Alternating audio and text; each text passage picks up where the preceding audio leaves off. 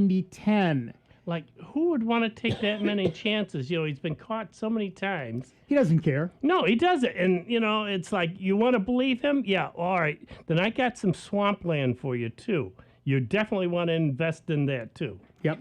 Now, for example, we've talked before about the proper way to back up and getting good backup software, and I created a page at asknick.com/backup.php where I talk about backups, and one of the things I link to is a product called pCloud.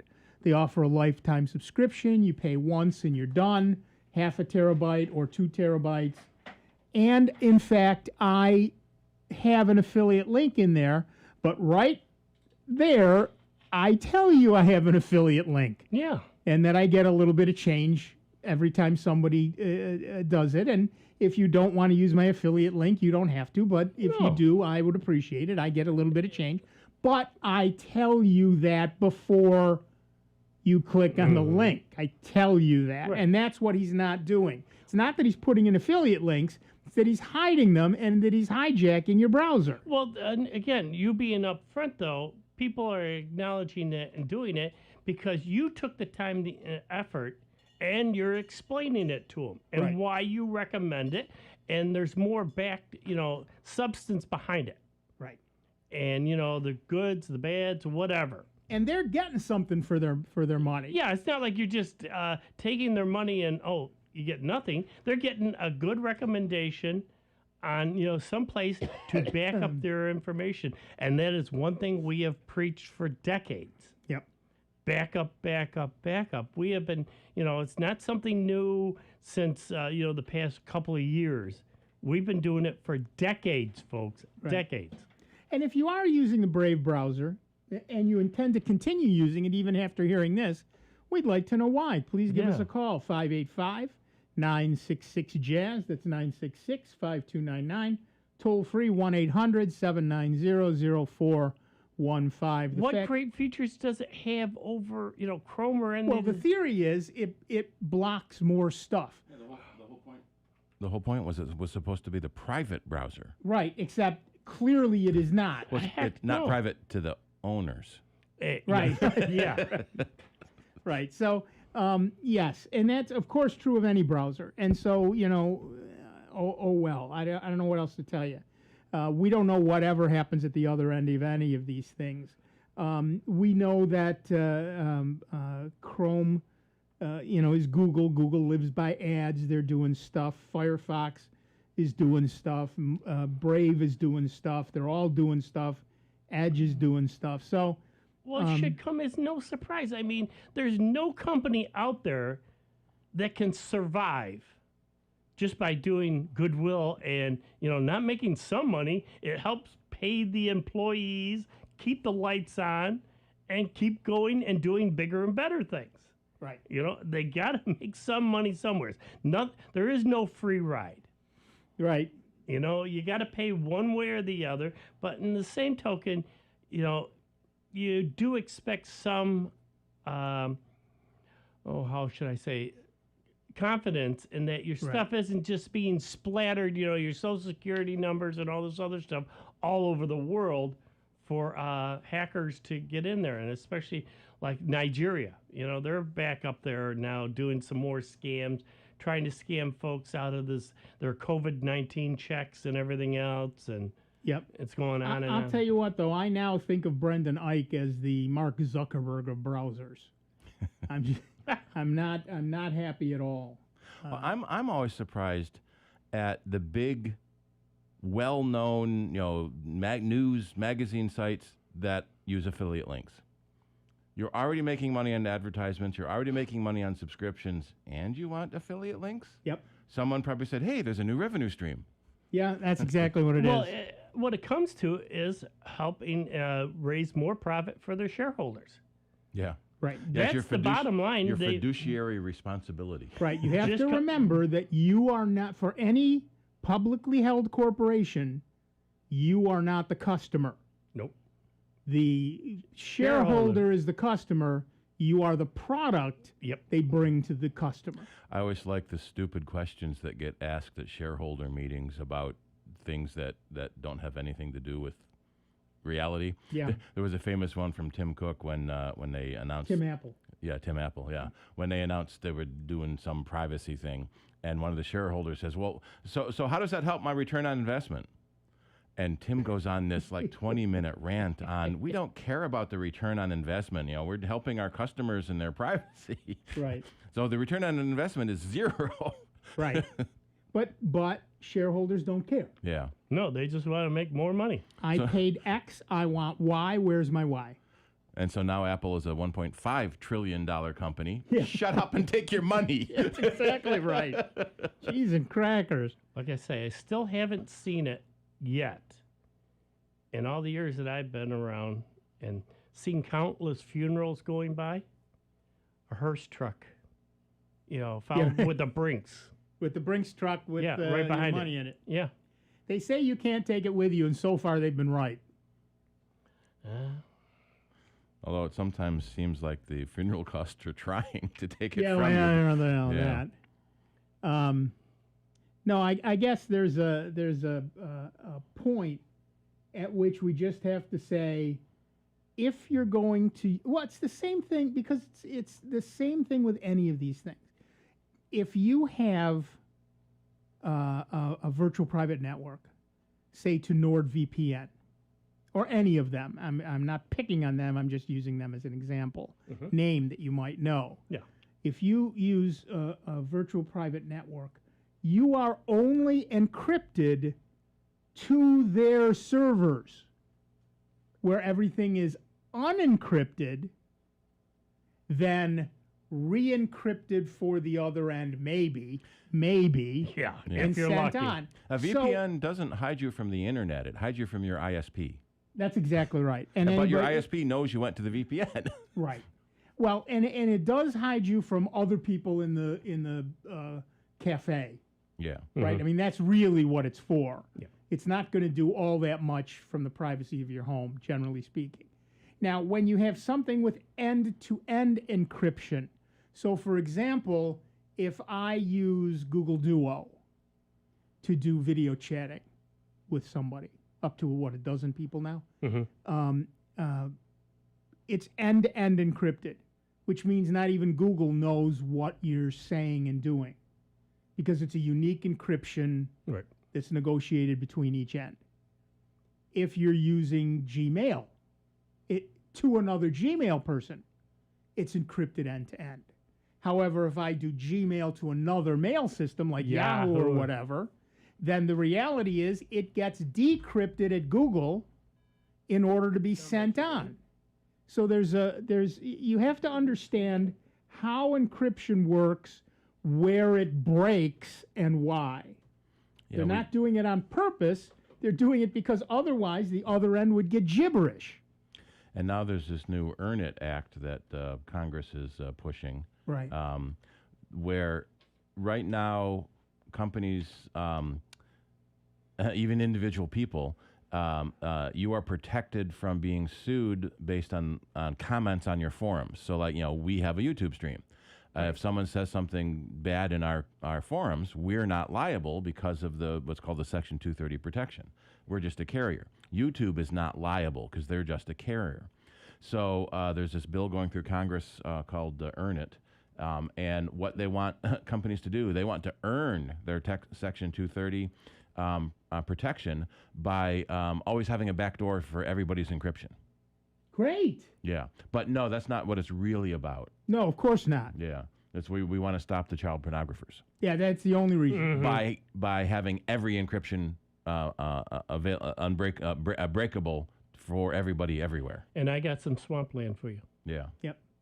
And before we go on, Rich, yes, that is Rob Linton's picture in the middle of he's in the center square.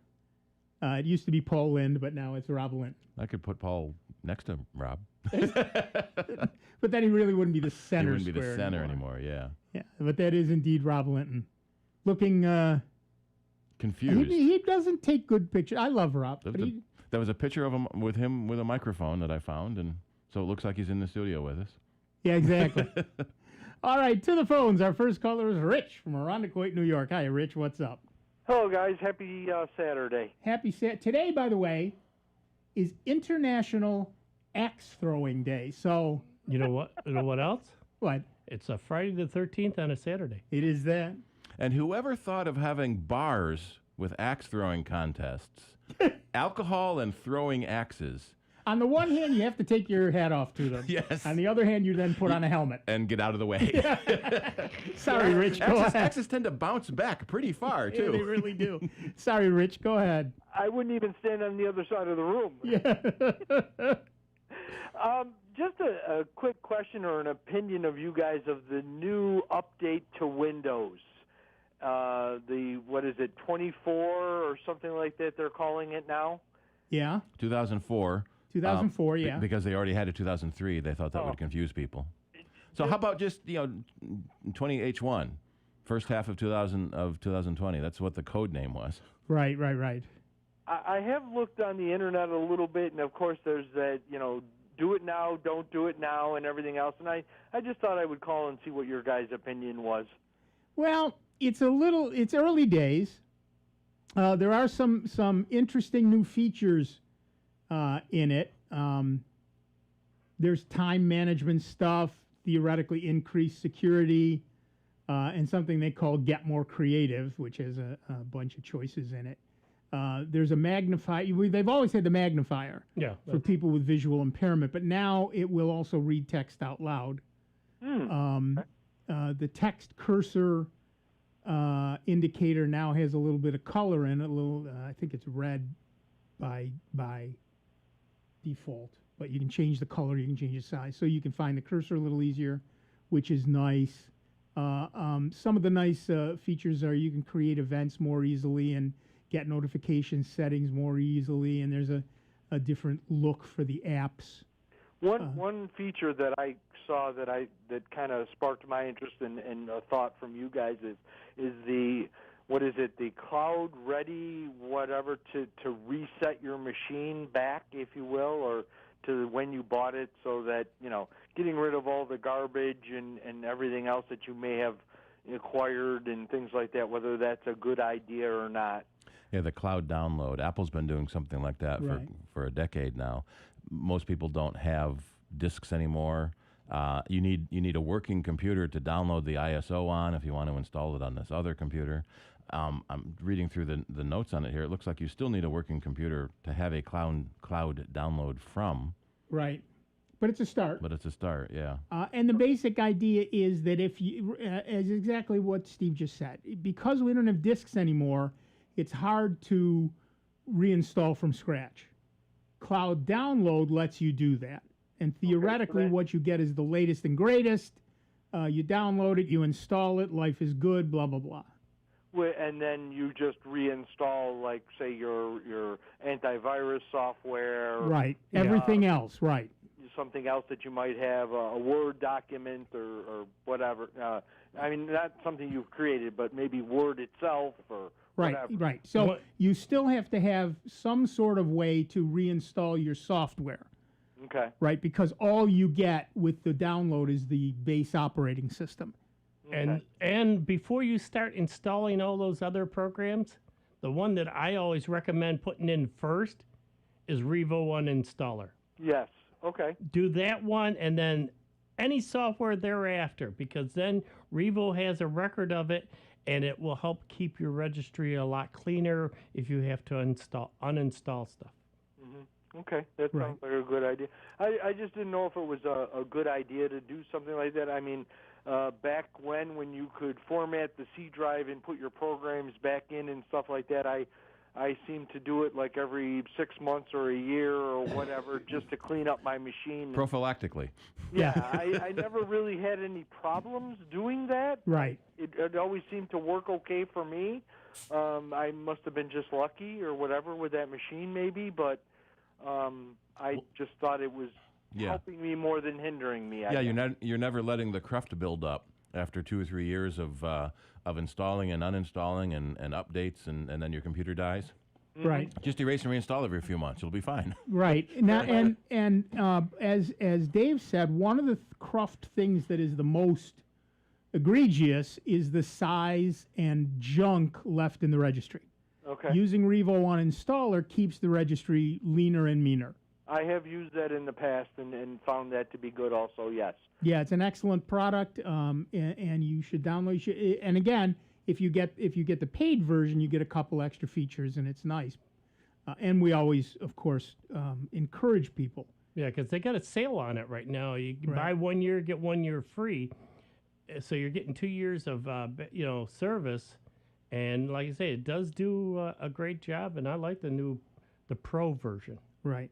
So another thing too is my wife is kind of having problems with the computer she's using, and I thought maybe it might be a good idea to do the update and try it on her machine first, see how the update works, and then try the cloud clearing thing, or reset all that kind of stuff and everything Right. else. And I've got a machine to play on with it at least a little bit. She's got a work computer that she uses that she likes a little bit better. So I got a machine to play on, a machine to keep good, and a machine to keep her happy. Yep. yeah, there you go. Well, that's the key thing, because you don't want to be then looking up a divorce lawyer. Right. Exactly. If Mama ain't happy, ain't nobody happy. Nobody happy. You guys are correct. Well, thank you for the information. I won't keep you any longer, and great information, and maybe I'll give it a shot and see what happens. Thanks, Rich. All right, guys. Thank you. Bye-bye. And we always recommend before you do any sort of major upgrade, make sure you have a good backup. Check your True. backups to make sure it actually worked, not just assume it did. Have at least 2 of them on 2 different media. So then if it does die, you can go back. All right, we're going to take a quick break. Back in just a couple of minutes with Dave Enright, me, Nick Francesco, and you. It is 29 minutes after the hour. It's Sound Bytes, member-supported Jazz 90.1. Dziękuję. Computer talk you can understand. More Sound Bites is next on member-supported Jazz 90.1. As a Jazz 90.1 listener, you have the ability to leave a lasting gift to the jazz community. By making a planned gift, you can support Jazz 90.1 for many years to come. For more information, contact your financial advisor or call 585-966-2660. You can also find out more about planned giving by visiting www.jazz901.org. Hi, everyone. Al Roker here. As a guy with his own catchphrase, I appreciate that after 75 years, Smokey's only said, "Only you can prevent wildfires." but I'm filling in because there's a lot more to report. Like when it's dry or windy. Be careful burning yard waste, because wildfires can even start in your neck of the woods. Go to SmokeyBear.com to learn more about wildfire prevention. Brought to you by the U.S. Forest Service, your state forester, and the Ad Council. Blues, blues, and yet more blues. That's what At the Crossroads is all about, and this week's show has lots of it. Kenny Blues Boss Wayne, Duffy Bishop, the Nighthawks, Lisa Mills, Wayne Nicholson and John Campbell John, and Watermelon Slim captured live. The Downchild Blues Band has the classic cut from 1975. The new Johnny Bergen album is in the spotlight. Catch At the Crossroad every Thursday at 6 p.m. on Jazz 90.1 Swing and Blues Radio online. Contributions over the years made through our pledge drives have brought great programming to our listeners. Creating a legacy gift to benefit Jazz 90.1 builds a bridge from one generation of public radio listeners to the next. Please remember Jazz 90.1 in your will, trust, or general estate plans, and join our Jazz 90.1 Legacy Society. You can also find out more by visiting www.jazz901.org. Did you know you can listen to many Jazz 90.1 programs on demand in our online audio vault? They're like Jazz 90.1 podcasts, where you can listen on your computer or on your phone with our Jazz 90.1 Android or iPhone app. Hear the latest editions of Sound Bytes, the Blues Spectrum, Big Road Blues, the Soul Jazz Spectrum, Soulstainable Living, Jazz 90.1 live in-studio concert recordings, and other shows too. To listen on your computer, go to jazz901.org, then to the Listen tab, and pull down to Audio Vault. Once there, scroll down to see all the shows and simply hit the play button on the show of your choice. On our Jazz 90.1 phone app, click the name of the program to open and play the file. The Jazz 90.1 Audio Vault. Just one more way Jazz 90.1 takes jazz further for you. I'm Tino from 12220. In my community, a lot of families don't encourage higher education. I'm Guy in zip code 40220. I like my neighborhood okay, but sometimes it's hard to make friends here. The Y Achievers program opened my eyes to future possibilities and helped me prep for college. At the Y camp, it's really a safe place. All of the people there are really accepting and nice. At the Y, my zip code doesn't define my future. I do. Support your local Y at ymca.net/for-a-better-us. Jazz 90.1, streaming online worldwide at jazz901.org. Hey, do I have something in my teeth? This is Sandra Tinglow with the Lowdown on Science. Dental records are often used for identification. What other tales can our teeth tell about us? Christina Warrener at the Max Planck Institute and fellow researchers picked through some plaque history. While digging through the teeth of an 11th century religious woman, they found blue particles. Natural blue pigments are rare. In medieval times, lapis lazuli was one source, but it was expensive and only used by highly skilled scribes and painters, who were mostly men. So how did blue stuff get into a German woman's teeth? To find out, the team analyzed the plaque. The elements found in the dental particles matched lazurite crystals used in medieval paintings. This told the researchers this woman was highly involved in paint preparation and bookmaking. Currently, documentation of female monks and monasteries is lacking. Perhaps this woman was a monk bearing her heart and teeth for her illuminated manuscripts. The researchers hope their medieval dental exams can tell us more about religious women of the time. Maybe my teeth will leave a mark on history, too. Oh, wait, that's just spinach. The Lowdown on Science is produced by LDOS Media Lab in partnership with the University of California Irvine Science Communication and 89.3 KPCC, and made possible with the generous support of the Fuse Family Foundation. And now your Jazz 90.1 weather. Some cool air by mid-June standards for our upcoming weekend. Temperatures moderate beautifully going into next week with no shortage of sunshine, although we will have a shortage of rainfall.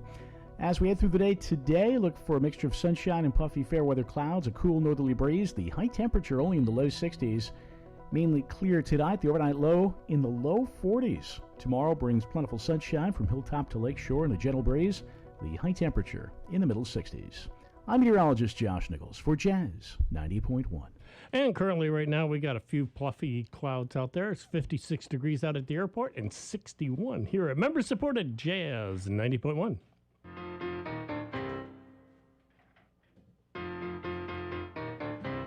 Hey, it's Derek Lucas.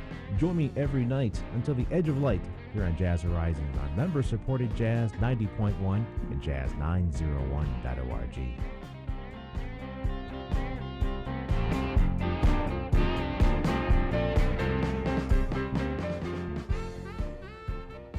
Welcome back, everybody. I'm Nick Francesco. I'm Dave Enright. And I'm Steve Ray. And at 36 minutes after the hour, we are Sound Bytes. Give us a call, 585-966-JAZZ. That's 966-5299. Toll free 1-800-790-0415. A growing number of iPhone owners are taking to Reddit, tech forums, and social media to report a flaw with their iPhone displays. For some, the issue appears to be triggered by a recent iOS update, but for others, it has been accepted by Apple as a hardware fault, which has required a new display. The flaw is a bizarre green tint, which colors the whole display with a swampy hue. For some, it occurs only in low light. For others, it's momentary when unlocking their phones, and for others, it's there permanently. iPhone 11 Pro and Pro Max phones seem to be worst affected, though there are reports going back to the iPhone 10, the common thread being OLED displays. Moreover, some iPhone owners report the problem first arrived from a minority of owners with iOS 13.4 and made worse with 13.5 and worse again with 13.5.1, while some recent buyers report the problem was there straight out of the box. Consequently, there is confusion about how this will be fixed. Given the reports of problems following iOS updates, it would appear Apple could fix this with software. That said, this is complicated by the fact that most affected users find that taking a screenshot and viewing it on another display shows no tint, suggesting it is not at a software level. Apple has also acknowledged the problem in some cases and approved some but not all official resellers to replace the displays under warranty. Of course, the reality could be that this is a combination of software and hardware issues with a bad batch of OLED displays being impacted by an underlying change in recent iOS updates. Affected iOS owners say the problem remains in Apple's new iOS 13.5.5 beta, so the timeline for a fix is unknown either through software or a hardware recall. Apple has not yet made an official, well, as of yesterday, has not yet made an official statement on this. Something needs to be solved here. How's your iPhone display? Give us a call, 585-966-JAZZ. It's 966-5299. Toll free, 1-800-790-0415. And remember, the iPhone 11 came out last September, so all iPhone 11s are under warranty. Right. It seems like people forget they have a warranty when they buy their stuff, and if you're having a problem with it, call the shop. Call Apple. Take it somewhere to have it looked at. Exactly. And if you're under warranty, go to an official Apple warranty repair center. We've had several customers that get their phone fixed at one of the mall kiosks while it's under warranty, so they have to pay the kiosk when they shouldn't have to pay anything. Right. And then they're not using Apple parts, and so when it does come in for an Apple repair, warranty is voided. Warranty has been voided because it's not an Apple part in it anymore, and you have to pay for a full unit repair cost. So, what I do like that they've done in the latest iOS, if you go into Settings, General, About, it will tell you when your warranty expires. That's nice. You used to sort of have to remember. And then there was always, I just bought an iPhone. And then we look up the date of purchase. It was 3 years ago. You're right. That was just. Yeah. Yeah. Well, yes. Yeah. I got surprised when I looked at something that I had bought, how long I had it. Yeah. Really? I thought I bought that recently. Yeah, exactly. But yeah, so it's important. The older you get, the more recent the past is. yeah, that is so true. It is important to note when your warranty expires. Keep a list of all your warranted items and when that warranty expires. So if something does break, you can go to and say, oh. We had that with our refrigerator just recently. Mm-hmm. We had what would have been hundreds and hundreds and hundreds of dollars worth of repairs done absolutely free. Thank you very much. It took them forever, but it was all free. Got it done. And that's only because it was still within warranty, and we insisted on that. We said, yes, we know it's under warranty. We have the warranty papers in our hand. So it's a warranty repair, and it was. All right, back to the phones. Our next caller is Mark from Gates, New York. What's up, Mark? Hi. I've got this weird thing going on with my iMac 27-inch. Every Sunday morning, after I just put my machine to sleep at night, and every Sunday morning it will turn itself back on or wake itself from sleep. There are settings in the Energy Saver System preference to wake for certain network activities, including checking for email, checking for updates, things like that. So you might want to check that and turn that off if you don't want it. I think I have already, but I can't check it. Now, is this at a specific time every Sunday? Yes, because there's also a schedule. There's a schedule option to always turn on or off at a certain time. That's also under Energy Saver. Make sure that doesn't get turned on. I don't think I've got anything turned on. I mean, I put it to sleep, gone to bed, waking up to go to the bathroom or something, come and just checked it and it's on. So somehow in the middle of the night, you're saying? Do you have pets that climb on and move the keyboard to wake it up? No cats. Yeah. Unfortunately. Yeah. It could be the most likely explanation, as Steve said, is some sort of network activity. So, for example, if you've got it set up to do a backup every Saturday night, or something else on the network does a network test, could be your router doing a network check. What about power? I mean, if he's got any fluctuation in the power. Also a possibility. If you've got battery backup. Oh, yeah. Yeah, but that still can, battery backups. For that half a second, it switches over. And, It's enough and to switches wake it back. up. It could wake Yeah, up. there's two kinds of battery backup. One runs the computer. I forget what the two are called.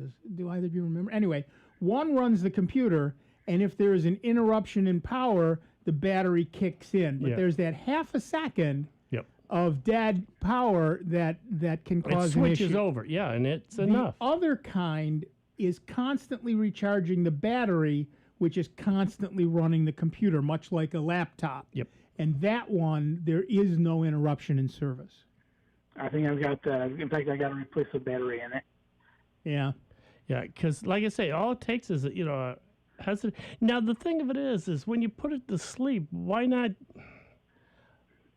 Now this is a laptop, right? No, that's a desktop. All right, the desktop. You don't have to put it to sleep. Just turn off the monitor. You can't. It is a monitor. It's an all-in-one. Yeah, the whole thing is a monitor. But you can set a You can. screensaver that's Right. just black. You can set your screen to sleep at a different time than you set your computer to sleep also. I do that. Yeah. Like I say, I've come out and I've the same thing on the screensaver has been running. In fact, one night I actually turned on twice. Wow. All right, so definitely check your energy saver settings one more time just to be sure. Now, what would I look for in that to make sure it's not going to start up? I'm looking at the screensaver preference right now. You want to go into the energy saver preferences and make sure you turn Right. off all of the wake for access or enable napping. Go into the scheduling setting and turn off any schedules that are set. Okay. And then in the network settings, there is a wake for network access that you can turn that off as well, so it doesn't wake up on a network input. All right. Go or into network output. or You network should output, check yeah. for a virus. Go into software update and turn off checking for updates because the computer could be checking for updates. Every Sunday morning, Okay. sure. Yep. And then, as Nick said, there might be some malware that's installed that's opening an outbound network connection to report into its command and control server. So you might want to Okay. do a malware scan. I do that too. Yep. Every Monday. Malware Bytes. Mm-hmm. Try doing it Saturday night. If it's happening on Sunday, maybe the problem comes in. Right. Yeah. But yeah, Okay. you got to check all of those things. The other thing you can do, just for grins and giggles, unplug yourself from the network on Saturday night. And I wonder. The network. Yeah, I wonder if it would Wi-Fi still connection? wake up trying to connect. well, if it's not that will there. at least tell you if it's internal to the machine trying Right. to get out, Yep. or something external to the machine trying to get in. Yeah. That would at Okay. least cut out half of your Detective work. detective work. Yeah. Yep. So you said uncheck, enable power nap, and wait for network access. You said right. Right. Uncheck those two. Yep. Okay. And then Check those it settings. won't wake up to do those things. Okay. Then go into the schedule and check to make sure nothing's in there. Yep. Right. Okay. I will do that. And then just for grins and giggles, unplug yourself from the network. I See can do what that happens. too. Yep. All right. Thank you very much. Sure. Yep. Hopefully, Yep. hopefully we'll be sleeping tomorrow morning when I come in, when I get up. I hope so. Yeah. Of course, Thank you very much. now you've got the issue of we just told them to do two separate things. That's bad troubleshooting. Yeah. Do one thing at a time and then try that for a week and then do the next thing and try that for a week. Right, exactly. Exactly. Maybe Yeah. I'll try them all at once and hope for Yep. the best. Well, The other, I just had a Trying to thought. turn- Do you have a wireless keyboard and mouse? Yes. Do you physically turn those off? No. So then those could be waking up the computer as well. So turn off your keyboard and mouse. Okay. or just put the computer instead of putting it to sleep, shut it down. And then True. so what I often do is say I know I'm going to get home from work at 7 o'clock. I'll set the schedule to turn the computer on at 6:55. Right. So by the time I'm home, I usually don't. It's usually the other way around. At work, I set my computer to turn it on before I get there. Right. So I can turn it off at night, and then it turns itself on and is ready for me the next morning. You can do that too. Yep. Thank you. All right, I'll thanks. Give it all a try. Yep. Have a great day, guys. You too. Thanks. Bye-bye. Yeah. When it's something extremely intermittent like that, when it happens once a week, troubleshooting can be frustrating because you can only try one thing at a time. Yeah. So how many hours? It's 166 hours in a week, right? So 168 hours in a week. 168 hours in a week. So there's some timer at 168 hours. It does something. Right, exactly. Well, there are maintenance scripts that run daily, weekly, monthly. Right. So it could be waking up to do a maintenance script. Right. And that, I assume you turn that off somewhere else. Yeah, from the command line. Okay. Well, I was thinking backups or, looking Yeah. for updates or whatever it is. Yeah. There are so many things that can, and that was the power nap feature where it's supposed to do that while it's asleep. It wakes up a little bit to do things like check your mail. Right. And then goes back to sleep. So when But it shouldn't turn the monitor on. On an iMac, it would. Oh, sure. Potentially, because it's waking the computer up to do something. And the monitor The is monitor the might come computer. out. Yeah, but then it would go to sleep again at your sleep settings. Right. All right, back to the phones. Our caller is, again, Rich from Irondequoit. Yeah, it's me again. Yeah. This isn't the question, but you can program a computer to turn itself on and off? A Mac, yes. I don't know about Windows. Okay. I imagine there's something you can do. There are things you can do. I don't have them in my head because I don't do Windows anymore. This past week, I was on a attorney's website, and I had to write the composition almost of an issue. Took me an hour, and it was perfect. And I hit send, and I presume it was sent. I've not heard from them. However, I went back to the site to try and retrieve it and print it, and I cannot find it on their website or in my Windows 7 computer. Any ideas where it might be lurking or hiding within my computer? Where can I go to possibly retrieve that? Well, if you did it on their website, you probably don't have any record of it on your website. Yeah, if it was a form you submitted, it was never on your computer at all. It was only in their website and submitted to them. Okay. If it was an email you sent, then it should be in your sent folder. Right. And by the way, you can enable some computers to auto start at a specific time in the BIOS. It depends on your BIOS, depends on what BIOS you have. But some of them have an automatic in the power management tab. If they have a power management tab, you may find resume by alarm, so you can wake up on a specific day, that sort of thing.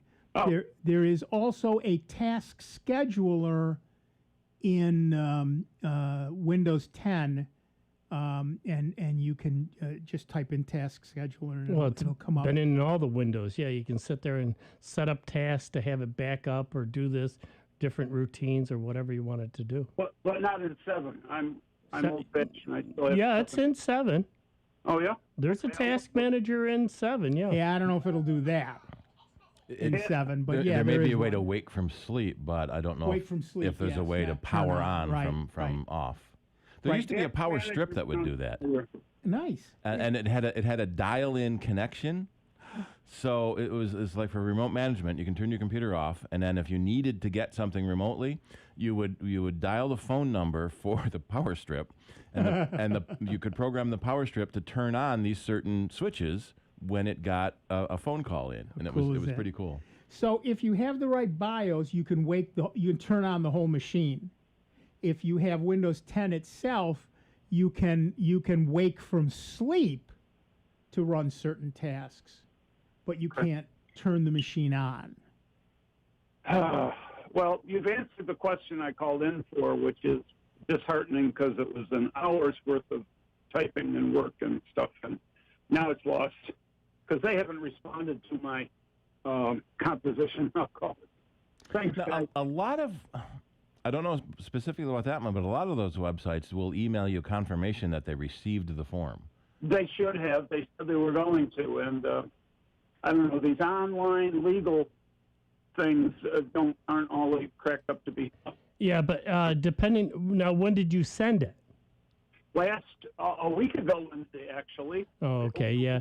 I was going to say, because of the COVID-19, some places aren't getting to all of the, responses as fast as we'd like to. I thought of that. Yes, I did think of that. Yeah. The name of them is Legal Match. They match up what you write to an attorney. And so, but I thought of the COVID-19.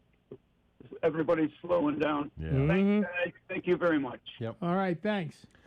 A lot of those form submissions are automatically programmed to say, "We got your submission. We'll get back to you later," as an auto respond. Right. And at least some acknowledgement. In the because I wasn't paying much attention to the YouTube thing, Archandra said there are 3 types of uninterruptible power supplies, and he's got the names right. Of course he does. Standby. You're strictly either on the mains, the power from the wall, or the battery. There's line interactive, which is try to compensate for under voltage or over voltage without actually using the battery. And then there's online or double conversion, which is constantly from the AC to the battery and the battery. Mm-hmm. I sometimes see that middle one called AVR, automatic voltage regulation. Right. I had a woman a couple of weeks ago. Her computer died, and she asked if it could have been the power surge that hit the house and took out the garage door opener and the microwave. And well, yeah, it could have been. But usually with laptops, the power brick on the Mac, the power brick is external to do your AC/DC conversion. The floor-mounted power supply. Yeah. And then that usually absorbs those type of surges unless it's way too much, and then feeds a straight DC to the computer. And she said, yeah, it could have been, but that's usually absorbed by the power supply. And it's, well, it wasn't plugged in. Well, then no, it was certainly the surge could not have affected your computer. Yeah, it can't jump. Can't jump like that. I've seen these surges jump an inch or two. Yeah, right, but not if you completely unplug the thing. And speaking of that, as we enter thunderstorm season, if you are in the path of a thunderstorm, for heaven's sake, unplug all your equipment. Don't just turn it off. Unplug it. Shut it down correctly and unplug it. Surely you can exist for an hour or two offline. Yeah, and unfortunately that includes your routers, your internet modems, your televisions. Yep. Because they don't really turn off anymore. They're all. Was it last week? Week before that? There was beautiful thunderstorm. Oh yeah. Came through the and it went from north to south. This big rolling thunder just went right across the front of it. It sounded. My dad and I would always go out and watch the thunderstorms, and my mom and my sister would hide in the basement. Yeah, right. But yeah, it is important now to make sure that if you have an uninterruptible power supply, the worst thing that'll happen is you'll kill that. And then another $150 buys a new one. But why even go through all of that? Shut it all down, unplug it all. And Steve is right. It should be everything. Your microwave, you don't want to unplug your refrigerator, but pretty much everything else. Yeah. Never unplug your refrigerator. Open a book. Right. Open a book. I don't have any books. They're on my Kindle now. No. Yeah, right. Well, actually, no. Charge up your stuff when you know a thunderstorm is coming. It should be charged anyway. That's exactly When my right. wife and I got married, we had like 90% overlap in our books. So mine are in storage. Yeah. That's the way it works. When my wife and I got married, we had some overlap, but also very different tastes in some things. She learned to like what I read. I learned to like what she reads. So we doubled our library very quickly. Mm-hmm. Now, of course, it's all on the readers. So she always says, "What are you reading now?" "Oh, I'm reading this." "Okay, when are you done?" "Yeah." Okay. No pressure. Because we have, particularly on Google Play, we have the family library, and you can do the same with the others as well. So, and I read. One of the reasons I don't like the Kindle readers or the Amazon Fire tablets is I can't load other readers. Yeah. So I have a bunch of books on the Nook, I have a bunch of books on Google Play, and I have a bunch of books on Kindle. Well, I can only read a third of my books on those devices unless I sideload or Well, on the iPad, you load the Kindle app and you load the Nook app. Can't you do that on Android or Chrome? I do it on Android, absolutely. Yeah. My Android tablet does that. So I have everything but you on can one buy device. a Fire tablet for $40. $50, yeah. So, Yeah. that's an issue. And I have, in fact, got a. There are other launchers that will let you sideload Android front ends, and therefore the Google Play Store, and therefore all the Android apps, including the other readers. But generally speaking, that's not a thing that normally you can do with those, and it's too bad. They're Lord of mercy, I read a lot. Nothing wrong with that. Of books. And now, I can carry. I love the fact that when I used to go like to a conference or whatever, half my suitcase would be books. Yep. Now it's just one tablet, and it's got twice as many books as I used to carry. I haven't been to an airport lately. Do the airport bookstores still have physical books? Yes, they do. Yes, Something yes, to read they on the do. airplane. Because when you forget your book behind, you're not as mad as when you forget your tablet behind. And of course, there's free Booksy. Yep. Where you can buy new free books every day, mostly for the Kindle. And Libby and Overdrive Libby to and get Overdrive, library books. Right, and there's also a couple of others. I said free Booksy. There's also ebook Daily, the Fussy Librarian. There's the Kindle Owners Free Book Club. If you physically own a Kindle brand reader, you get one book a month for free. Right. All right, that music tells us you've wasted an entire hour of your life with this nonsense. But rejoice, oh listener, for there's a whole nother hour of this nonsense coming up. We're going to take a slightly longer break, and then we'll be back with a whole lot more of Dave Enright, way too much of Steve Ray, and almost enough of Nick Francesco. And you, give us a call, 585-966-JAZZ. That's 966-5299, toll free 1-800-790-0415. And we will talk to you and take your questions. You can also see us on the YouTube app. You can send us a question. You can send us a question as a text message. There's just a million ways to get at us, and none of them are satisfactory, but oh well. We'll be back another hour of this stuff. So see you on the other side. Online 24 hours a day, 7 days a week at soundbites.org. More with Nick Francesco, Dave Enright, and Steve Ray next on member-supported Jazz 90.1. WGMC Greece Rochester, a public service of the Greece Central School District. Jazz 90.1. On Twitter at 901jazz.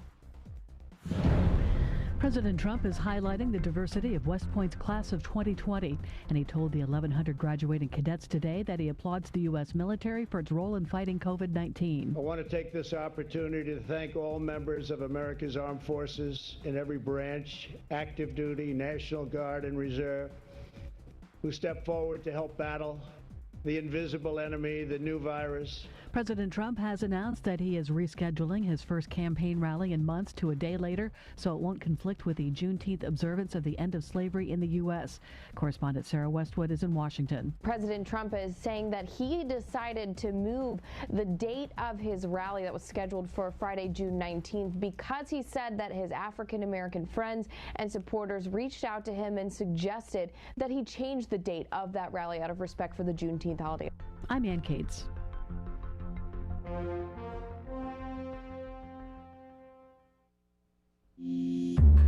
This program is presented by the Centers for Disease Control and Prevention.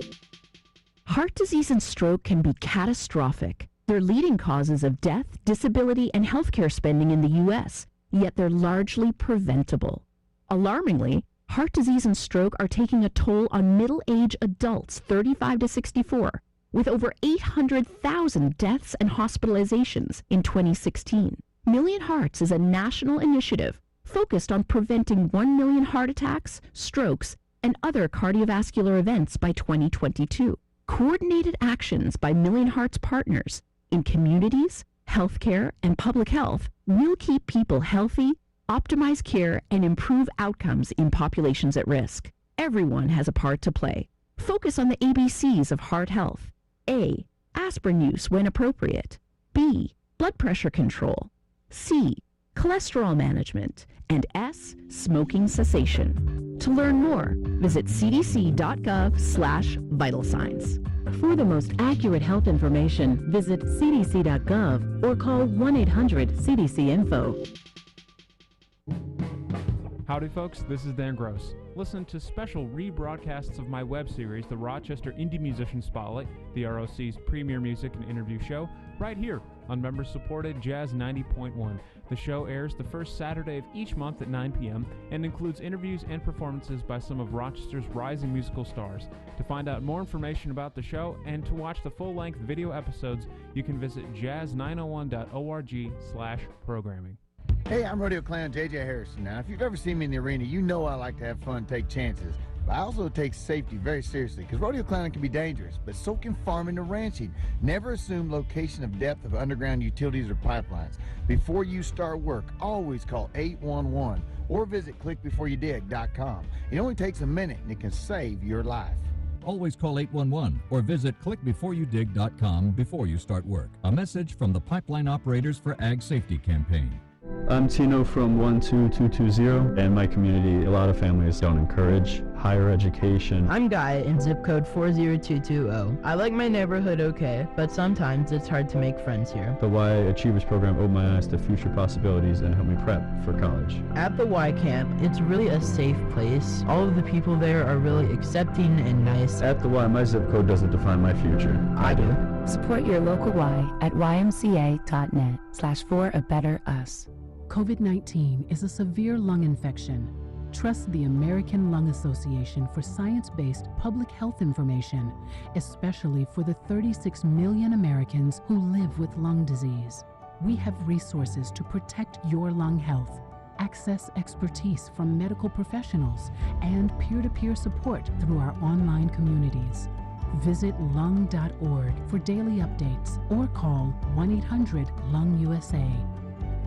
Hey family, this is Marcellus Shepard the Bass Man. Join me and Cal LaRue for the Cool Jazz Countdown, Monday mornings at 6 a.m. and again Saturday nights at midnight. Here on member-supported Jazz 90.1. Jazz 90.1 is again bringing you summer and fall jazz cruises aboard the Colonial Belle in Fairport. Cruises are scheduled to set sail on Mondays, July 13th, August 17th, and September 14th, and will feature live jazz and blues all while cruising the Erie Canal. Tickets are on sale now and are $35 per person for our 2-hour cruises and $45 per person for the 3-hour Erie Canal Lock Cruise on August 17th. Performers include the John Nargis Vince Ergolamento Trio in July, Bill Tiberio and Friends in August, and the Hannah Piquet Duo for our Blues Cruise in September. Come aboard in Fairport, just 20 minutes from Rochester, for a beautiful and jazzy evening on the Erie Canal. For tickets, call 966-5299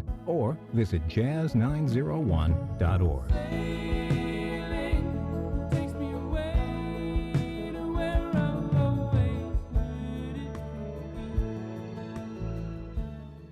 'ADHD. It's the child who can't pay attention or sit still in school, right? The answer may be yes. Attention Deficit Hyperactivity Disorder, or ADHD, can be complicated and it can last a lifetime. Up to 75% of children and adolescents with ADHD have at least one additional mental disorder that requires a comprehensive approach to treatment. Learn more at moretoadhd.com. This message brought to you in partnership with ADA, ACO, and CHAD. Welcome back to America's longest-running computer show, Sound Bytes, on member-supported Jazz 90.1. Get online now. Call 966-JAZZ. That's 966-5299. Toll-free 800-790-0415. Or submit your question by email at soundbytes.org. Once again, here's Nick Francesco, Dave Enright, and Steve Ray on member-supported Jazz 90.1. Welcome back, everybody. I'm Nick Francesco. I'm Dave Enright. And I'm Steve Ray. And it's 7 minutes after the hour. We're hurtling headlong into the second hour of the longest-running computer show in the known universe. That's right. It's Sound Bytes right here. And the truly great and truly grateful to you that we can continue to be member-supported. Jazz 90.1. Strap yourselves in. We're back, and we're going to talk to Mark from Greece, New York. What's up, Mark? Hey guys, I gotta stop watching the YouTube feed. You guys make me want a donut every Saturday, and I can't have donuts. Well, it was only because I was late and we didn't get to eat them before the show started. Right. Normally we have a donut outside the studio, but when Steve is late, we eat in here. We're not supposed to. Don't tell. I'm the Ron. only one still working. Yeah. No, he's working. Not on Saturday. It's so good, and Yeah. I want one, but I can't have one. So, Sorry. Anyways, a question for you. I have when I boot the computer, the BIOS posts, and then it stays on for like 45 seconds. And I've gone into the BIOS, and there's a little place where you can pick, time frames. Right. And I brought it all the way down to 1 second, and it still posts for 15 or 20. Okay, so what operating system are you running? Windows 10. Okay, so one of the things that Windows 10 does is after the post, which is the power on self-test, that's all part of the BIOS. It then loads the operating system, which does take some time. Mm-hmm. Again, depending on how big your registry is, it can take minutes, frankly. But then it may do a disk check, a hard disk check, to make sure that the disk itself is in good condition. That usually happens. It can take longer. How old is your machine? Oh, it's 3 years old. Yeah. I hope. Do you have good backups? Yes, I do. What does the screen show during this time? Well, when it boots up, and then the BIOS posts, and it tells you to press, either F2 for setup or diagnosis. You're right, and it stays there. Mm-hmm. And like I said, it could stay there up to 45 seconds. Then it switches over and it boots Windows. So that's happening before Windows is loading. Yeah, it is. That's why I'm wondering about the motherboard. Yeah. I don't think this problem happened until the BIOS had an update. That could be. Yep. Check through the whole BIOS, because there's see if 50 there's different another versions. update for it. First, see if there's another update, but secondly, check to see that it's not waiting an inordinate amount of time, because one of the settings is how long that He said he press got it F5. down. Oh, you did? Yeah, down to a second. Or can you just turn that feature off? I don't know. I can look and see. Maybe. Yeah, go through there. Sometimes you can sit there. It'll also post, as it clicks through the memory and all that stuff. Some of those features you can just turn off, so they don't show on screen. But I'd also look to see if there's another update for the BIOS, since you did say that you just did an update and then all of a sudden it started happening. Yeah, there's a glitch there that it's messing up with your motherboard. Yeah, check the manufacturer's website, see if there's yet another. Now, is there a way to? I mean, I've seen it, but I've never done it. A way to reset the BIOS? Depends on your motherboard. Depends on the BIOS. There's usually some sort of what is it? A reset to defaults. Yeah. You and I did do that within the BIOS. I said to reset to default to see But if no, that'll change. But that won't change. You flashed the BIOS, so that updates it. I don't know as if you can reverse that. I've never heard of going. Well, but if he set it back to defaults, there may be a particularly long default on that press F2 business. Right, but what I'm saying though is if he flashed the BIOS, whatever he updated it, is still going to be that version. And even if he changes things back, there could be a glitch in that update. Yes, I understand that. Yeah. But if he did the update and then reset to defaults, you could try that. Individual default may be very long, so check those again. Yeah. I saw something with a jumper or something. Some motherboards have jumpers that you can. Yep. And then it resets it. Pull the battery out for an hour. That will reset everything. But yes, but the problem is there are a million types of motherboards. So we can't go through all of the possibilities. You really need to At this point, if it really is that annoying, you need to take it to somebody. But in the BIOS, you can go in there, like Nick said, and do a factory reset. It'll take you back to, all the settings, the default settings on that. Wonderful. I'll try that. Give it a shot. Okay, thank you so much. Thanks, Mark. Yeah, have a good one. You too. Yeah, it's an issue that there's, we think about our operating system, and we think about the software we run, but there's a whole nother level, which is the BIOS itself. Those can get updated. We also forget that our routers can have updates. We forget until it hits us in the face that our phones and our tablets and everything else can get updates. So we can get kind of update crazy. Everything is a computer now. Yeah. Right. All right, back to the phones. Our next caller is Henry from Rochester, New York. What's up, Henry? Yes. Good afternoon, gentlemen. Before the break, you guys were talking about downloading audiobooks. Yep. And I download audiobooks from the National Library for the Blind and Physically Disabled. Right.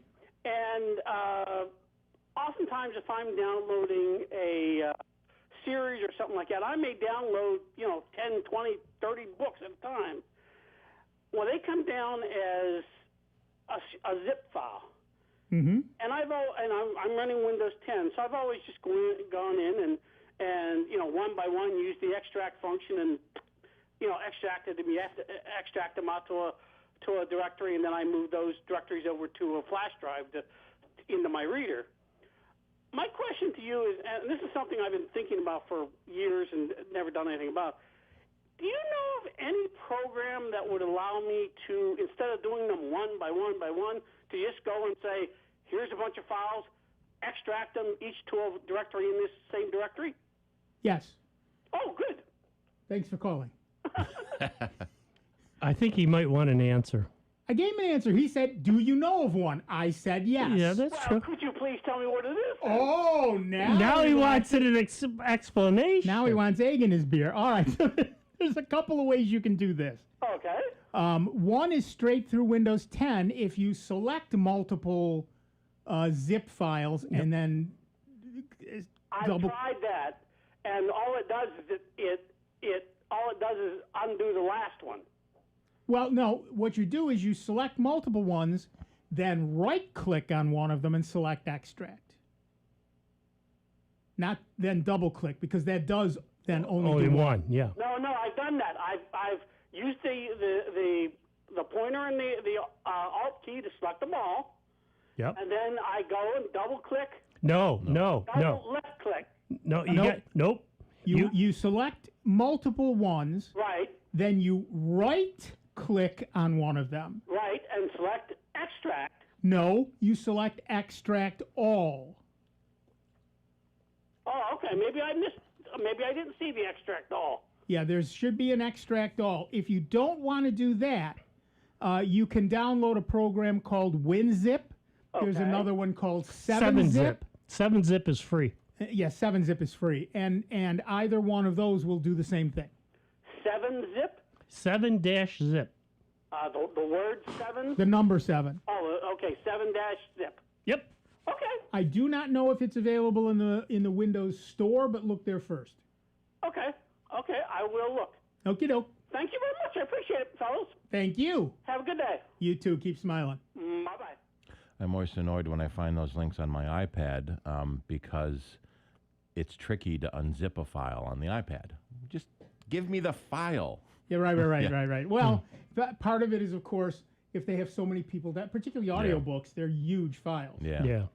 So.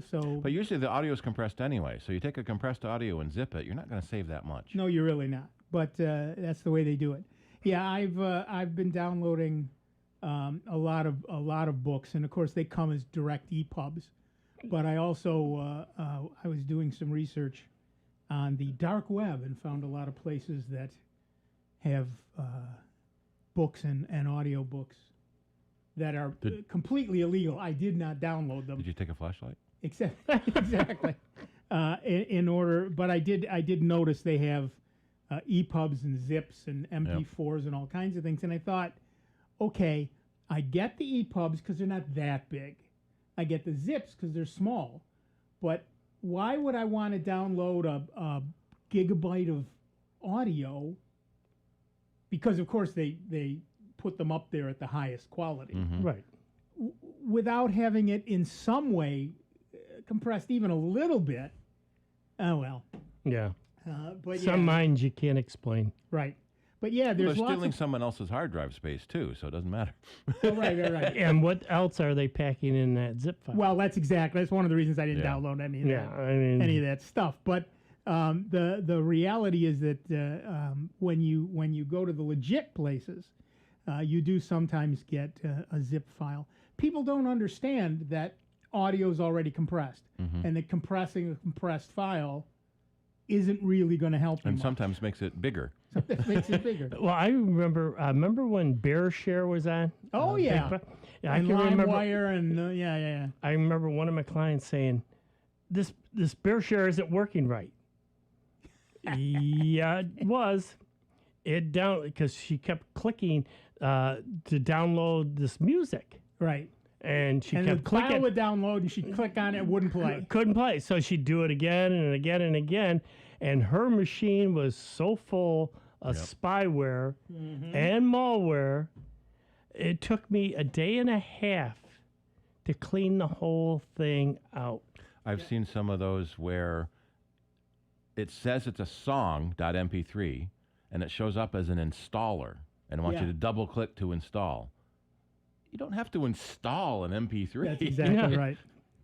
I did, like I said, I was doing some research. This is, back in the day when I was still working. I was doing some research for a paper, and I downloaded a bunch of that stuff just as part of the research on a virtual machine.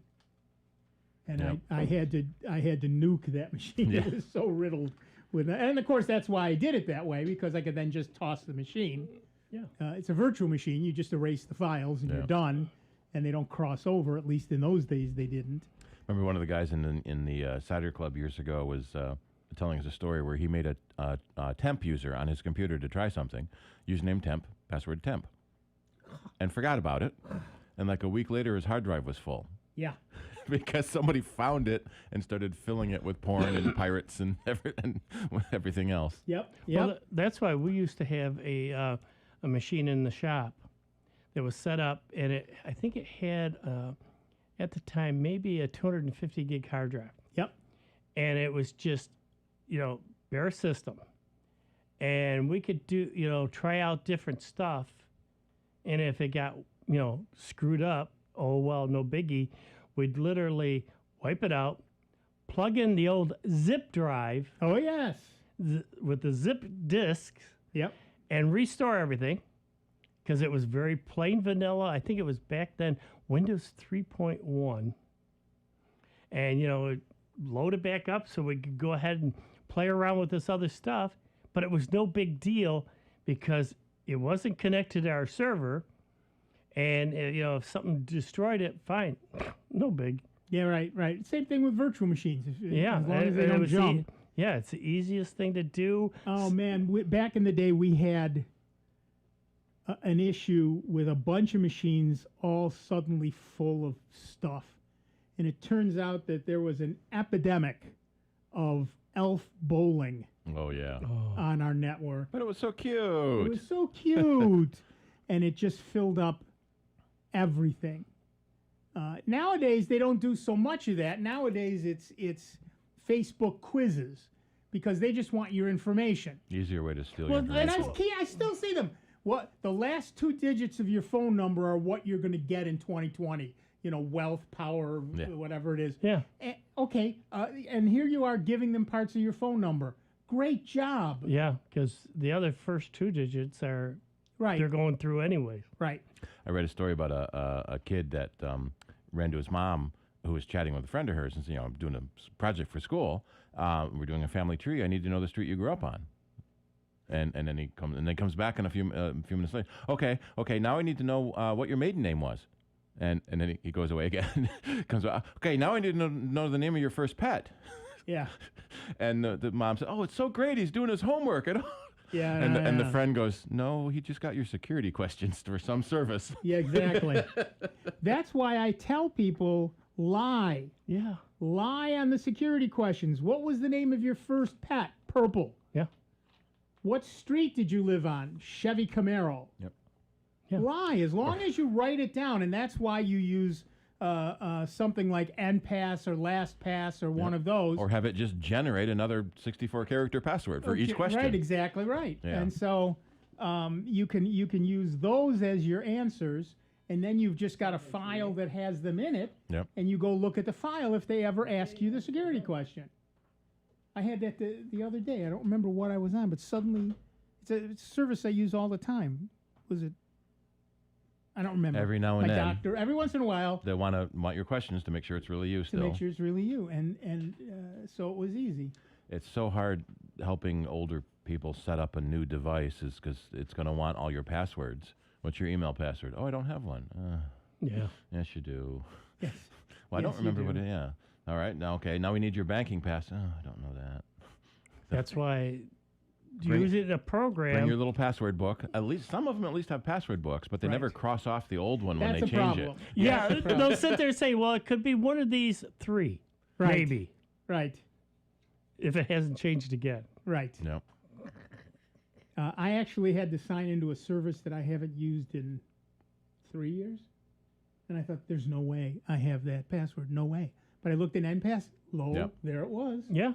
There It's, it was. That, That was good. that program is great. I look up my saved passwords. I have 771 saved. I'm waiting to get to 777. You passed 666 a while I did, ago. yeah. Oh, I'm still disappointed in my bank, though, because, I've been going Oh, crazy. you mentioned that. Yeah, Yeah, I've been going crazy doing, like Steve said, 50 and 60 word passwords with all kinds of characters and everything else in them because I don't have to remember them. NPass does it. But my bank only allows 25. Yeah, it's So I still mixed it, used the combination, and it still says it's good. Right. But I like to take it to the max. Take it to the max. Why Yeah, not? what the heck? I don't have to remember it. And I love right. that the little window pops up and says, you're using this password, right? Yep. Yep, here it is. Clicking in. All right, to the phones. Our next caller is Ed from Canandaigua, New York. What's up, Ed? Hey guys, I bought into the P Cloud, and it's pretty fun looking. Yeah, it's pretty cool. Anyway, I did the 7-hour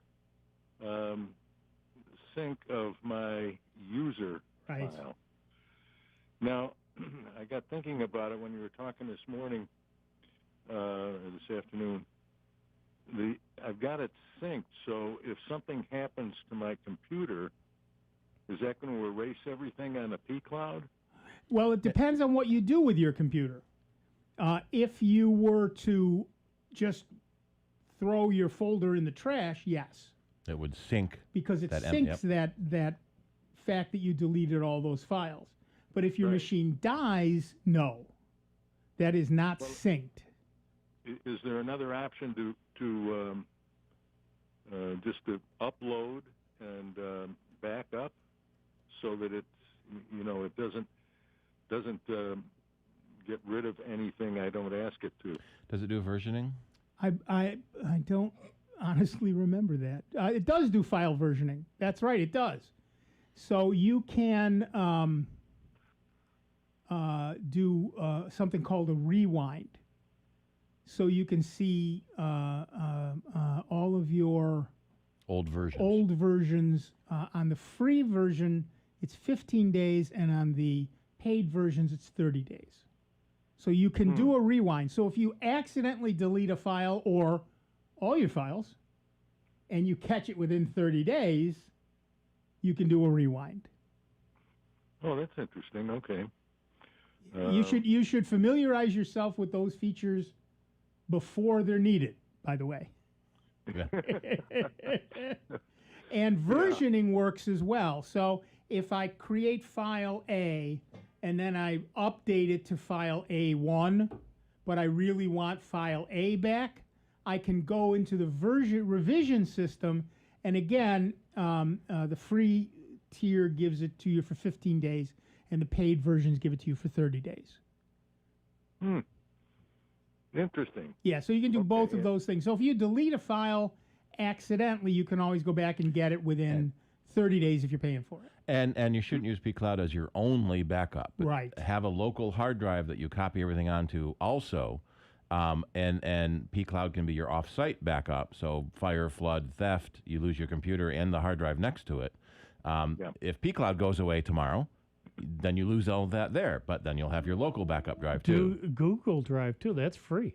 Right. But it That's depends on what also you're a sync. backing up. Yeah. So, I back, and more than one backup is good. So I back up my pictures to Google Photos. I also back them up to pCloud. Yep. That way, if one has a problem, I've still got the other. Because as we've said so many times, you don't have the negatives. Right. And Google gives you a 15 gig free anyway. So if you got a couple documents that are vital to you, you can store them up there or create your documents in Google Docs, and it doesn't cost you a cent. Right. But if you want to put a lot of stuff up, 500 gigs worth of stuff or 2 terabytes worth of stuff, that's what pCloud is for. And also, once you set it up, you're done. It's set and forget. Every time you save a file in the folders you said to back up, they're instantly and automatically backed up to the cloud, and they just work. It just works. Yeah. Well, the other thing then that I was concerned about is if I took one of my other computers and I signed into the pCloud, if it would just dump everything and put what I had on that computer up there. Yes, that's the feature, so you can synchronize files between two computers. Right. So there is a file sharing. There is synchronization. You can also invite other people to your folders, by the way. That's file sharing. Synchronization is the ability to put stuff for mobile. So, if you want to access something from your Like a desktop versus laptop. Your desktop at home, you can sync to pCloud, so when your laptop is on the road, the same files are there. Right. Yep. Okay, we gotta go. I'm sorry, that music tells me we're taking a break. Thanks, you guys. Thank you. All right, we are going to take a quick break. Back in just a couple of minutes. Dave Enright, Steve Ray, me, Nick Francesco, and you. 30 minutes after the hour. Soundbites, member-supported, Jazz 90.1.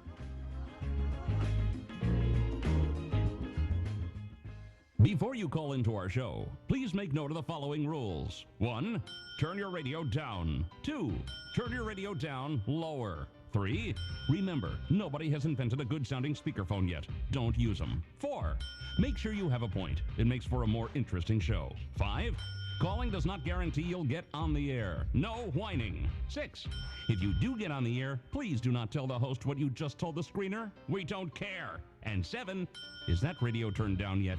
We hope this will make for a more enjoyable program, and we thank you for your time. It's America's longest-running computer show. Back to more sound bites with Nick, Dave, and Steve. Next on member-supported Jazz 90.1.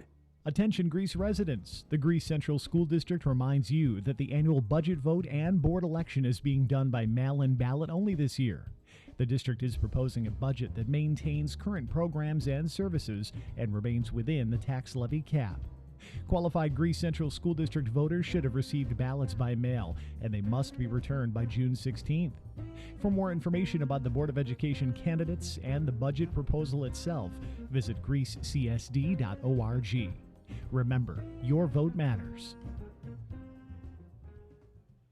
Most of us like to be out in the sun. That's why sunscreen and other safety measures are key to protecting your skin from aging and cancer.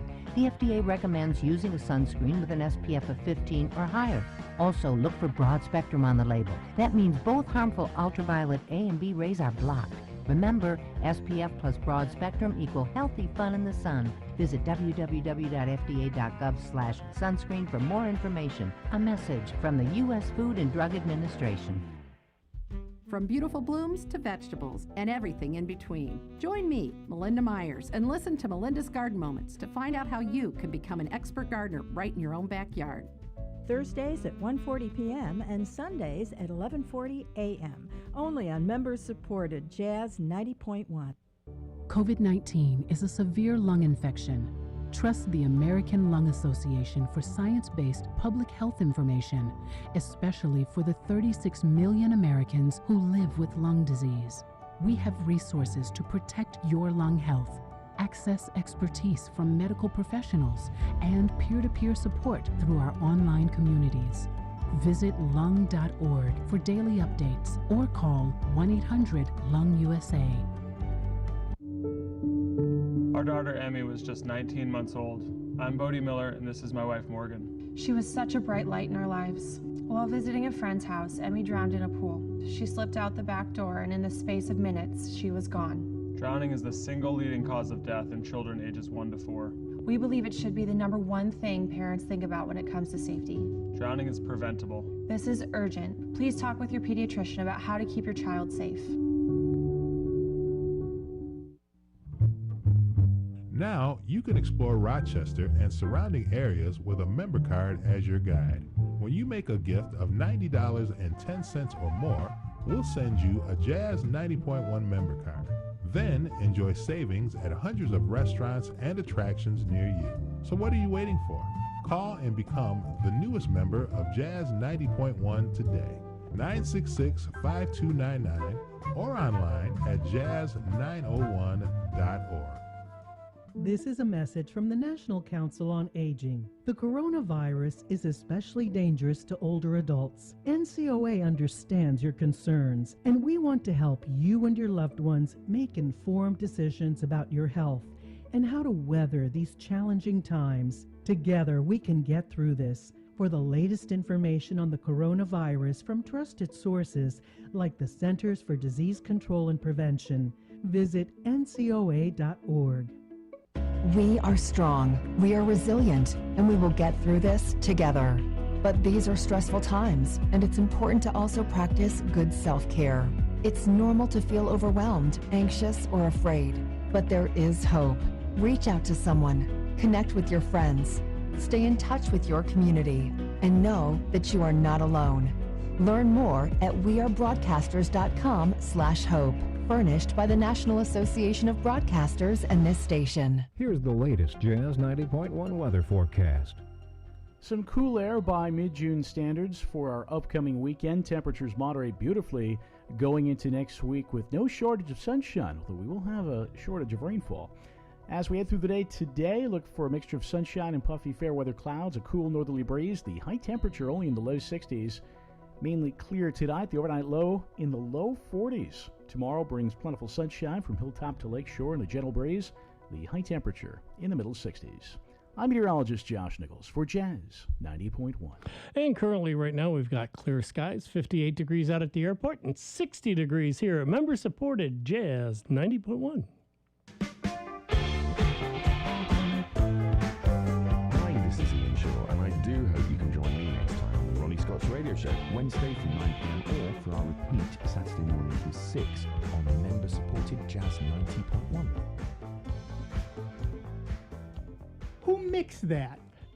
Anyway, Our boss. Welcome back, everybody. I'm Nick Francesco. I'm Dave Enright. And I'm Steve Ray. And at 36 minutes after the hour, we are Sound Bytes, and we have Al from Greece, New York on the line. Hi, Al. What's up? Hi, how are you? Peachy, you? I have a 2019 Lenovo Yoga with Windows 10, i7, 10th generation. And what I do is I have some program or the spreadsheet that I keep on my external hard drive. Uh-huh. And every time I want to eject my hard drive, it gives me this thing that some other programs are running. And I want to know, is there some place I could go find out what programs are running? Because I shut everything down, close it all up, X'd it all out. Well, yes. Windows 10 has a task manager. Right.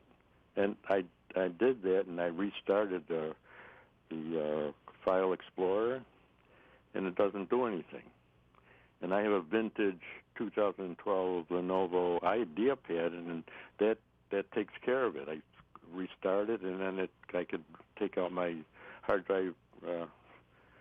It's probably one of the other programs that's accessing the drive. Right. So here's a but couple. How do I know what programs are accessing the drive? You don't. Well, but is the short answer. yeah. Okay, here's the deal.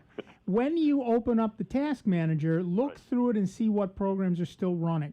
One of the things that are you using Microsoft Office? Yes. Yes.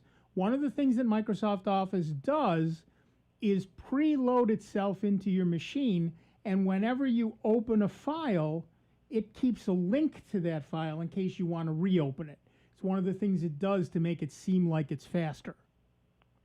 So I'm not a really computer guy, but on the top of the task manager, that's what the recent programs that are running, or No, not necessarily. not necessarily? So what you want to do is go down through the task manager Okay. and check to see anything that is Office. Do you know how to get to the task manager? Yeah, he said he's been That's there. where I am now. So it's all in alphabetical order then. Not necessarily. not There's a bunch of things necessarily either? across. There's a bunch of things across the top. Right. So you can see you can click on those. Right. One of them is Processing. alphabetical. One of them is what's using the CPU the most. Right. Another one's Yeah. been open the most. Yeah. So you can select which of those you want to see. But again, it might not be Microsoft Office. It might be Office. It could be Office Tasks. It could be Office Loader. And it might not be a program, it might be a process. Right. There's two tabs. One of them is the Right. named programs, Microsoft Office, and the other is the 27 processes that Office uses to do its things. Right. Okay, then what happened was sometime what I did is I shut it down and I had the drive or hard drive connected in and I restarted it. Mm-hmm. Then what comes up is the eject thing that says USB billboard. Then I go into the devices, and the devices had the USB billboard in there, but it has the circle with the yellow with the exclamation point in there. Yeah. And then when I go down to eject, then that billboard is in that eject file, and I could go. I don't know where it is, but I could go in there and say eject, and it'll say you can now eject it safely. Right. So this is a USB-C drive, right? It says USB 2 billboard. Oh, yeah, it's true. No, USB 2 did have a billboard. But it's just showing up on my new computer. Well, it's because Windows 10 does a better job of actually meeting the standards than Windows 7 ever did. Okay. But theoretically, if you eject the device, right, you should be able to then remove it. Yeah, because I could eject the billboard, but right. then I go into to eject the hard drive, and then it goes back to that thing that says there's some programs running. Right. So you need to eject the drive and then eject the billboard device. I can't. Yeah, but I can't eject the drive because it tells me you can't do it safely because. Try doing the billboard device first. Right. Right. Maybe that'll help. Yeah. Did I say it backwards? Yes. Got to do the billboard device, then the drive. All right. Try that anyway. Okay. And then let's see. Log off the computer. Yeah. Or shut the computer down. That Right. always works. That always but works. yeah, I'm going through different lists I'm finding and it's that's usually what go I through your do. process list and guess which one is using Yeah, it. it's a pain in the neck, billboard devices, but the idea is that they're designed. No, I guess I don't know what the idea is. I'll be honest with you. Oh, yeah. I kind of read it a little bit, and it says it's supposed to pop up some kind of an instruction about what's going on, but I don't know. Yeah. Well, I did say that Windows 10 follows standards better. I didn't say well. Mm-hmm. I do see several references to a commercial program called USB Safely Remove that is supposed to at least tell you what program is using it. And that's nice. They have a free trial, but it looks like it's $20. I'll post a link for it. Okay. You at least try the free trial and see if that helps. Mm-hmm. Okay. Right. And I have a second question. Yeah. What about upgrading Windows to that 2004 or 2004, the latest? Is there a problem with that? Well, or should I just forget about it? Now, it says that I have an option of whether doing it, but I didn't. Yeah, right now it's optional. Eventually it will become required. yeah, eventually be required. They're reporting. Some people are reporting problems. I don't specifically know about Lenovo Yogas, but one thing that you should be aware of is that whichever, and this just reminded me of this. This is for everybody. Whatever version of Windows 10 you're using, you should do the latest updates, not upgrades, but updates. Right. Because there is a wormable Windows 10 bug, and Homeland Security Cyber Advisory Unit is saying, Cybersecurity Advisory Unit is saying, make sure you're updated, not upgraded, updated. So do the updates, not necessarily the upgrades. Okay, of the Windows 10. Right. And part of the problem is the 2004 update is so new, we don't know that much about it yet. Right. That's why don't be first. Yeah. Okay, I don't want to be. That's what I was asking. I said, well, I don't know what's. All right. Yeah, turn off the upgrades, but make sure you do the updates. Okay, and then that Lenovo IdeaPad 2012 version. Yeah. When it goes to restart it and come up, a black screen comes up, and then I have to push the button and shut it down and come up again, shut it down. Sometimes I have to wait a while, then all of a sudden the screen comes correct again, and I could boot up everything. Is that a hard drive or? Well, it's honestly probably the motherboard. How old is that machine? 2012. Yeah, that's 8 years old. Okay. It's probably just on its last legs. I'm sorry to say that, but it's 8 years old. It is what it is. Yeah. Next time it works, back up all the stuff you might need. Yeah. For the next time it doesn't work. Exactly right. Yeah, that's what I've done. That's why I've got this new one. Yeah. But I was just curious, maybe. Typically, it's often the hard drive dying because it's a spinning mechanical thing. Sometimes you can reformat the drive and let it map out the bad spots. But if there's getting to be a lot of bad spots, that's a problem. That's a risk. And it depends on how big that hard drive is, as to how much leeway you've got and how much is on it. And an 8-year-old computer really has done its duty. Okay.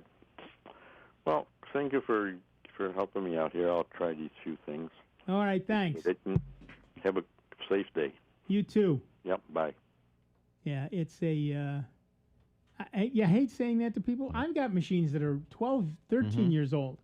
But when they die, I will know that they owe me nothing. Well, something we've started doing that almost helps a little is like dogs and cats are 7 years for people years. Right. Computers are like 10. Yeah, they really are. So your 10-year-old computer is about 100 human years old. That's right. That's right. Not that there's anything wrong with it. Not that there's anything wrong with that, but it is what it is. Yeah. No, I get it. So yeah, an older computer has done yeoman service, and let it go with dignity. Have you seen that commercial with a 100-year-old lady who was born during the last great pandemic? Oh no, it's pretty neat. It's a shout out to all the emergency workers and healthcare essential workers. Oh, nice. People are still getting pregnant and babies are still being born. Hospitals are still running with other patients in the middle of this pandemic, and it makes it even harder for them. Right, exactly. All right, back to the phones. Our next caller is Ed from Webster, New York. What's up, Ed? Hey, Nick. Actually, it's Matt, but that's okay. Oh, Matt. Sorry. Hello, guys. How are you today? Seeing that this is Rochester's only jazz station, I got an appropriate question. Do you guys know if the jazz festival's going to be on this year because of the COVID-19? And if so, are you guys going to be there? If it's on, we'll be part of the jazz. Of course, Jazz 90.1 has a tent on Jazz Street, so we'll be. Dave usually goes. Yeah, I don't know. I don't do crowds, but Dave. I think I read they were postponing it till August. I'm on their website now. Yeah. October 2nd through 10th. So it's been postponed till the fall. It's still going. They're not going to cancel it, but it's just going to be delayed a little. I've never been, and I'd really like to go. I'd like to get out and go meet you guys. And it's a pretty amazing thing. It's a lot of fun. It's a lot of fun. All right, definitely. Well, I'm glad it's still going to be on, and I wonder if there's going to be any precautions, like wearing the mask or whatever. But well, you're certainly allowed to take those precautions, whether they do or not. Yeah. Yep. Yeah, I understand. Well, hey, thanks for the info, and I love your guys' show, and I love what you're doing and how you help everybody out. You guys have a nice weekend. Thanks, you too. Stay And by the safe. way, we also have open houses here every once in a while, and I'm usually at those, so you can see us there as well. All right, sounds good, guys. Have a good one. Thanks, you too. Yeah, it's the Jazz Festival is our Jazz Festival is a worldwide phenomenon. Yeah, and, we're one of we made it to the top 10 2 years ago as one of the top jazz festivals in the country to go to see. Right. Because of it's funny the way this all started out. It's just a one room weekend thing to now it was 10 days, and they keep expanding the venues to where they can have different artists. And the one thing I have to tell folks that are listening to this, maybe you're not big jazz fans. Yeah, I don't much care for jazz, music. That you're still missing out. They had to label it something, and they just couldn't call it music because it started out jazz. But there are so many great artists that come to this venue that aren't just jazz. Right. I mean, it's unbelievable. I mean, they've got R&B, and all types. So, you're selling yourself short if you don't come down and just experience it once. Because of the diversity of music. I mean, they have high school bands out. They have different groups. They've had Three Dog Night even there. They've had Steve Martin and the Steep Canyon Rangers. Yeah, I mean, who's the other one that I love? I'm having a brain fart right now. But anyways. Right now, he says. Sorry. It just doesn't stop. Right. Let's continue. You noticed? Yeah. Yeah. Yeah, but no, it's a lot of fun, and for the years that I've been going down to it, and hanging with Rob and that, and meeting all you folks, it's been a great time. I mean, and again, because I say, and I've heard it over the years too, folks go, I didn't realize there's all this different types of music. Yeah, check out the schedule. I mean, there's there was always Thursday nights. I don't know if they'll still be there, but Soul Stew. RochesterJazz.com has the tentative dates and lineups. But there is a group that comes out of Toronto, and they're called Soul Stew. And they've been coming 1 year short of, appearances. They've been, I think we were in, at the time, like, say, year 15. They've been coming 14 years. And every year they do a free concert on Thursday nights out on Gibbs Street. And literally, they pack the street, and nobody's sitting. Yeah. Because they get the whole crowd into it, moving around. Avoid Gibbs Street, because it is that much fun, and people just get into the music, and it's just good fun. And that's the other thing I got to admit. In all the years that I've been going there, it's been always a safe place to go for family and kids. It's a great atmosphere. Everybody just goes up there to have a good time. You don't see any drinking and people getting rowdy and all this trouble and everything else. You don't see the police, they had to break up a fight and that. No, because everybody's up there having a good time, enjoying the music. It's one of the few concerts that I think they could say that about. Yeah, it's a beautiful, it's thing. I don't go much because of my bad leg. I can't stand for any length of time, but no, it's still it's an amazing for thing. the folks that can. Please come on down, and what's his there? He's gonna swing on by. Yeah, come by. A lot of the DJs are out down there throughout the week. So in the evenings that you can come by and say hello, and we'd love to meet our viewers. Anybody that's listened to this station and support it. Yeah, by all means, please come down and say hello. We encourage it. Yep, we love to see people. We love to, interact with our listeners. And matter of fact, we had a number of folks because, we always say, yeah, come on down, throw something in the tip jar. And the number of folks that I would get that come by and go, I'm doing like you requested. Here's my $1. Yep. And they just go by, drop $1 in, and they go, see ya. Enjoy the concert. Be safe.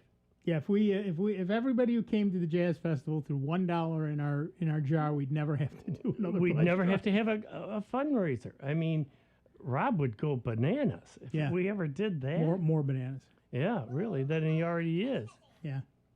I think that's the boss. Yeah, and that's him now. Let me read one more news item. Yeah, he's just he's not listening to us because no, of course not. He goes, remember, Jazz Fest is moved until October. Yes, we said that, Rob. No, we said August. No, it's October 2nd. October. Yeah, October. Yeah. Yep. Okay.